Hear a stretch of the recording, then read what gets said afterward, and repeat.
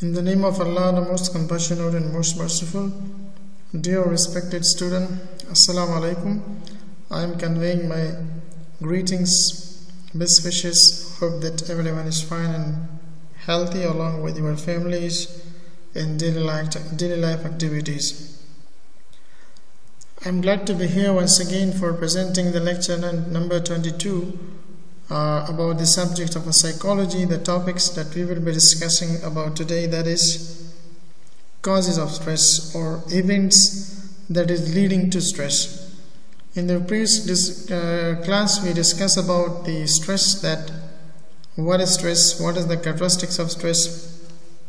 Today we are going to talk about its types and causes. As you better know that life is full of stress. Every moment of our life, every day, every month and every seconds of our life is full of the stress. So that's why we say that life should be considered as a part of our life. If stress is not, stress should be considered as a part of our life. If stress is not considered as a part of our life, then that is damaging your psychology, that is damaging your mentalities, and man will be facing with a lot of psychological disorder, because not accepting the stress is leading to major other diseases. So that's why we have to accept the stress as a part of our life. Since it is a self-experience problem, we have to self-manage and self-control it as well. So as you better know, once stress is finished, second arise, that is finished, third is arise, that is finished, fourth and fifth and sixth, and so on.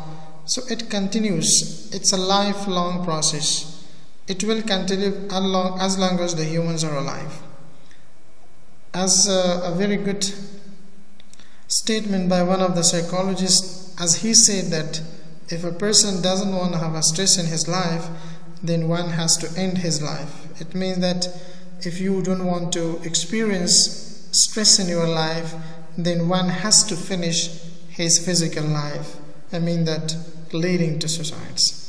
So that's why stress should be accepted as a part of our life, and it should not be taken very serious. It shouldn't be taken very hard enough that may cause many other problems to us. So things are coming, let us to come and let us to go. Don't think about it. So thinking negatively regarding a small event is leading to the biggest psychological problem. Then it's better not to think about anything that is causing psychological disorders. We have to be careful for the self-management of such problems. So that's why we're talking about today is the stress and causes or some events which are leading to stress or triggers of stresses. طوری که ما شما میفهمین استرس باید ما شما حصه زندگی خود قبول بداریم. اگر استرس ما حصه زندگی خود ندانیم، طبعا باز ما به خود ما مشکل خود به خود ایجاد میکنیم. زندگی ما پر از تشویش است. هر لحظه، هر دقیقه، هر ساعت و هر روز در تشویش دیر میشد. یک تشویش رفع میشه دیگه میاد، دیگه رفع میشه دیگه میاد، دیگه رفع میشه دیگه میاد. یعنی ختم شدنی نیستن. وقتی که تشویش ختم شدنی نیست، فشار ذهنی ما شما ختم شدنی نیست، پس چیز ضرورت است که ما این را من حیث یک تکلیف قبول بکنیم.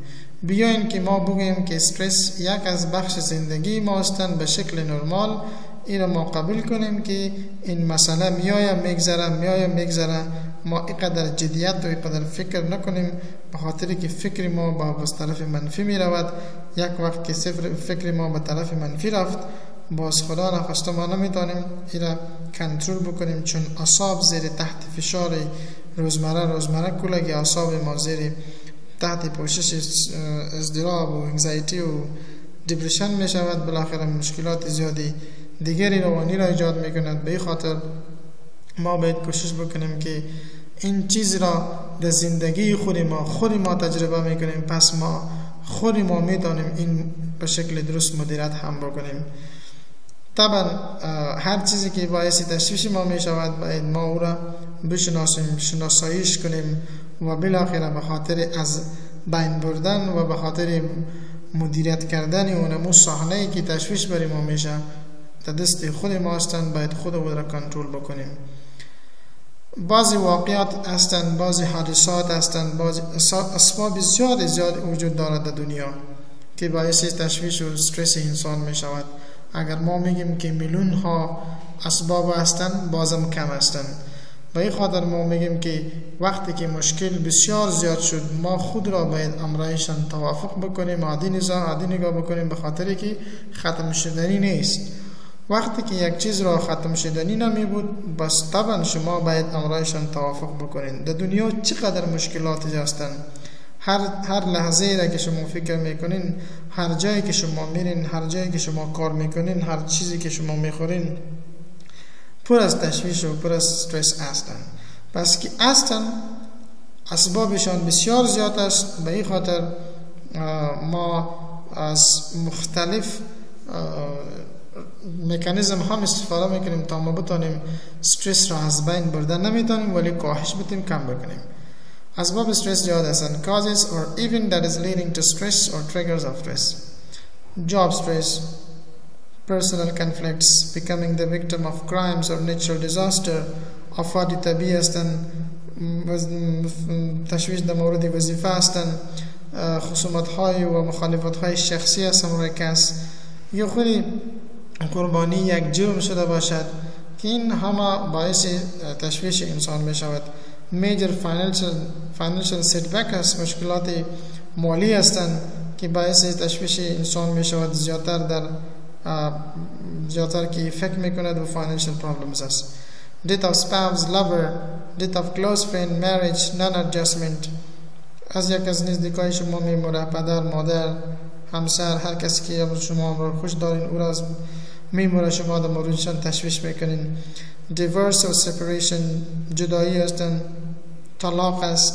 Reproductive health problem، مشکلات جنسی هستند. Second marriage، son or daughter leaves home, trouble with in-laws, wife begins or stops works and make disturbance at home, prison and jail, personal injury or illness. کدام تکلیف شخصی داشته باشیم، زخم ها داشته باشیم، مشکلات شخصی داشته باشیم، در بندیخانه باشیم، مشکلات همراه خانواده داشته می باشیم، که این همه باعث تشویش ما شما میشه. ببینید چقدر مشکلات زیادی در جامعه وجود هستند، هر کدامش باعث تشویش ما شما میشه. If every single things in the life is becoming a stress for us, then it will be very difficult to manage it as well. So for that reason, some of the things which are not major in the life shouldn't be taken as a stress and shouldn't think about too much, because that is coming in the life and that is going back from the life. Beside all these things, retirement from work, business loss, تقاعد از کار، مثلا نکتا وظیفه تقاعد میشی، فامیل بسیار زیاد است، چی خواهد بکنین، تقاعد پول میده نمیده، با وقتش میرسه نمیرسه، تجارت شما مثلا تجارت شما تاوان میکنین، خودش یک تشویش است. Change in responsibility or work pressure, trouble with boss، جایی که شما کار میکنین رئیستان امیرتان درست نیست، رویشان درست نیست، فشار کار زیاد هستند، مسئولیتایتان مثلا تغییر میخوره که کلگی باعث استرس ما شما میشه. Change in living condition, deterioration of neighborhood, change in mood of friends and wife, change in recreations, inability, expectations and non-adjustment, or terrorism. خود مسئله تروریسم هستند، توقعات اضافی هستند که ما شما زندگی داریم. Natural calamity، آفاتهای طبیعی هستند، مثلا باران، طوفان، سیلاب است، زندگی ما شما در بدر میکند. Suicide attack است، انتحاری است. Economical problems، فقر است، مشکلات مالی است، بیسوادی است، unemployment، بیکاری، illiteracy, revision of personal habit, change in eating habits, dress manner associations, in paper or exam, marital separation from mate، امتحان است، تغییر در عادات است، طرز زندگی است. اینمی همه باعث تشویش ما شما میشد. Pregnancy, hamilagi is major violation of law like traffic tickets disturbing the peace. Change in major responsibility like promotion or demotions. در مسئولیت‌هایتان تغییرات میاد، یا پروموشن میکنین یا دیموشن میکنین، خودی باعث تشویش میشه. اگر پروموشن میشه میکنین شما مشکلات مسئولیت‌ها دیگه زیاد میشه. اگر دیموشن میکنین هم یک نوع تاثیر منفی داره. Major change in mood of sleep, lot or more or less than usual. Financial problems, relationship problem with family members and other relatives. Work problems, social culture stressor. Heat, too much heat. Cold, noise, traffic, pollution, environmental stresses, illness, lack of sleep, poor concentration, psychological, physiological stress, attitudes, belief or own thoughts, that is cognitive and psychological stressor. So mainly all these are called the some of the events that is leading to the stress, and these are some of the major causes that is causing the stress to the human body. ما فقط یک چند مثال از جمله اسباب تشویش را آوردیم، ولی میلیون ها اسبابشان هستند. در دنیا که ما زندگی میکنیم از هر چیز ما یک تشویش داشته باشیم. فقط ما باید تشویش را من حیث یک بخش زندگی قبول بکنیم، پس مشکل روانی دیگر کدام چیزی ایجاد نمیشه.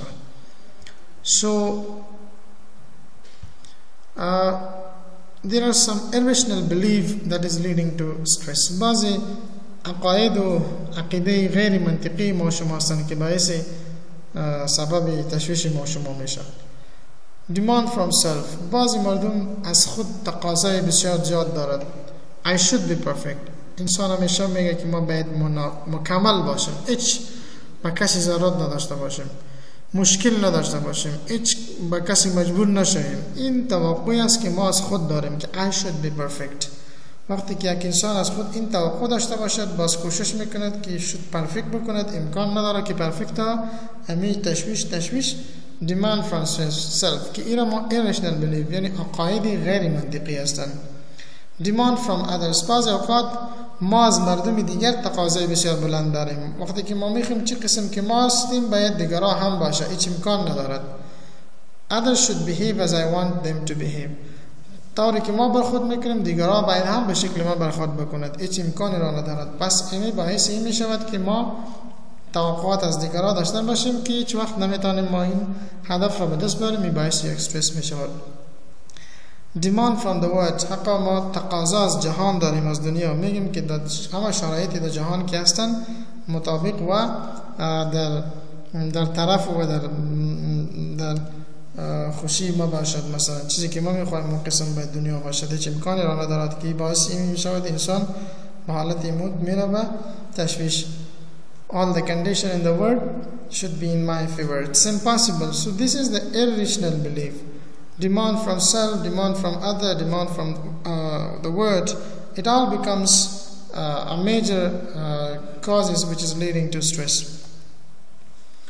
We are having some major category of stress. یعنی چندین category stress انواع stress را ما داریم به نام daily hassles, daily life hassles, major life events and internal stress. These are all the types, and we are also having some other classification of stress as well, but here we discuss these three types: the daily life hassles and major life events and internal stressor. These are the types we can see the major category of stress. Now what is daily life hassles? چیزایی که روزمره ما از اذیت میخوریم و از روزمره امرایش رو برو هستیم، برای ما یک تشویش میباشد و روزمره برای ما یک تشویش هستند، ایجاد تشویش میشود. او رو ما daily life hassles میگیم. They are the minor stressors which are short term or less severe, such as events or problems including traffic hassles, peer work relation, time pressure. They can cause feelings of sickness and lack of sleep and concentrations. اما استرسی که روزمره هر روز برای شما پیدا میکند، مثلا شما هر روز برای فهمیدین هر روز را بنده هستند. minor stresses تاثیراتش با وقتی بسیار کم هستند که وقتی که ترافیک جم خلاص شد استرس هم خلاص میشه. همین قسم روابط در کاری، ساحه کاری ما شما مثلا فشار وقت ما شماست، مثلا فشار وقت کم هستن، کارجات هستن که ماینر هستن، کم هستن و اگر ما هر روز به روز امرایش رو برو میشویم، مثلا هر روز باید وقت مکتب بروی، هر روز مثلا وقت پانتون بروی، باز وظیفه بروی، اگر نری مشکلات ایجاد میشود که مو استرس روزمره ها دیلی حاصل هستند. این یک استرس به نام بک‌گراند استرس هم یاد می شود که یا استرسی که به نام هر روز ایجاد می شود و هر روز ختم می شود، شارت ترم می باشد، بسیار وقتی کوتاه می باشد، سیویر هم نیست، قدر جدی هم نیستند. دیگه کس میجر لایف ایونتس، دیگه نوع استرسی هستند که یک انسان امرای زندگی خود امرای حادثات بسیار کلان روبرو می شود که بازو تاثیراتش بسیار طولانی است، از ذهن انسان نمیبره، بسیار یک شاید همی تاثیر مثبت یا منفی هر دوش داشته باشد. It's called major life event. مثلا they are either positive or negative, which create major emotional changes or require tremendous amounts of adjustment. They include personal crisis, health issue, death in family, divorce, financial problem, major age-related transitions such as marriage, childbirth, career or retirement. So these all comes as a major life events. It also become a major cause of stress that is leading to the stress of individual and groups. And beside all these things, we are also having some external stress as well, like for example physical environment, which is externally that we are facing with it. External environment, there is a lot of noise, you have to do work by کار بکنید، لیکن بیرون بسیار شور ماشور و فشار حال ماحول زیاد است، هیت گرمی زیاد است در محیط بیرونی. confined space بسیار در جایی که شما کار میکنید بسیار محدود هستند، یعنی جای آزاد نیستن که خودش اما باعث تشویش ما شما میشه. This is called external, which is outside in the environment. As well social interactions، روابط تعاملات اجتماعی ما شما در جامعه که هستن امرای مردم، مثلا شما بعضی اوقات امرای رودنس، از گستاخی و بیادبی امرای بعضی انسان ها مثلا روبرو میشین، boastness, aggressiveness on the part of someone else, bullying. It also present in the external environment, and that may cause a major problem to humans. So, organizational rules and regulation deadlines بعضی تشویش‌های دیگری که از طرف سازمان و انسان ها مواجه هستند، مثلا قوانین باید مراعات شود، اصول باید ضوابط باید مراعات شود. مثلا در یک اداره کار میکنید، یک ارگانایزیشن برای شما ددلاین داده می شود که کار باید تا دینی و ختم شود، سر شما فرش می آید. That's called external stresses.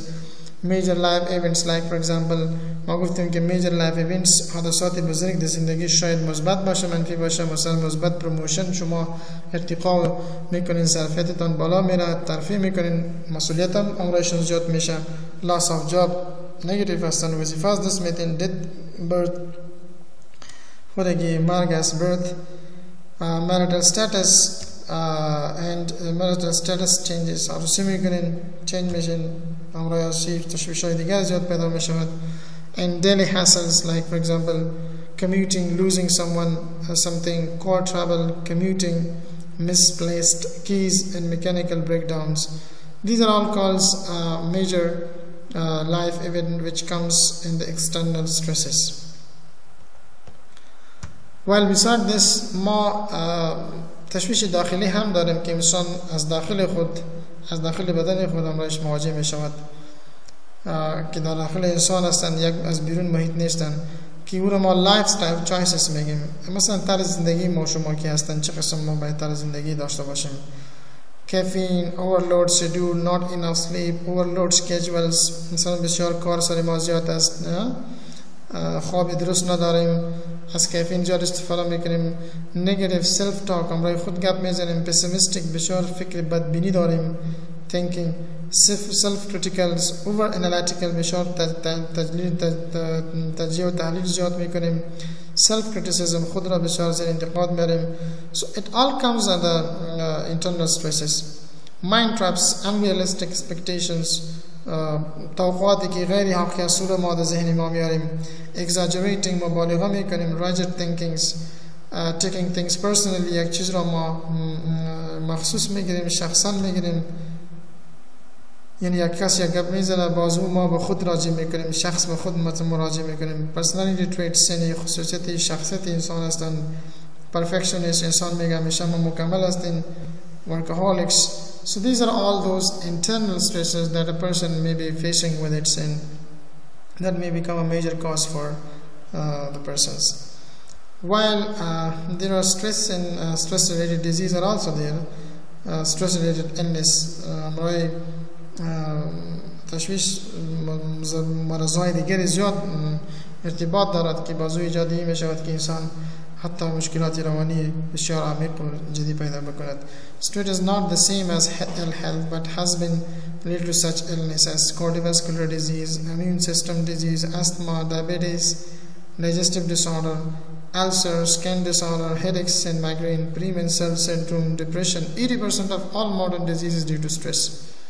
همه مشکلات اگر مشکلات قلب است، دفاعی سیستم ما کمزور می شود، تنفسی مشکل پیدا می کنیم، شکر پیدا می کنیم، مشکلات هاضمه پیدا می شود، زخم ها پیدا می شود، مشکلات جلدی پیدا می شود، سردردی پیدا می شود، خفگان عمیق پیدا می شود، مشکلات ماهواره مرضی در زنانه پیدا می شود که این همگی علتشان استرس هستند. یعنی استرس همراه استرس مشکلات زیادی دیگر چی میشه ایجاد می شود و تکلیف و سبب مرض انسان می شود. این بود درس تا با امروز، درس امروزی ما انشاءالله، تا که ما شما در مورد چیزی اعراض علائم است و چطور استرس را کنترل کنیم. What are the signs and symptoms and what are the effect of stress on human body, as well as how to manage the stress, we will be discussing in the next topic. See you then till next. Allah Hafiz, wish you all the best. Have a great time ahead.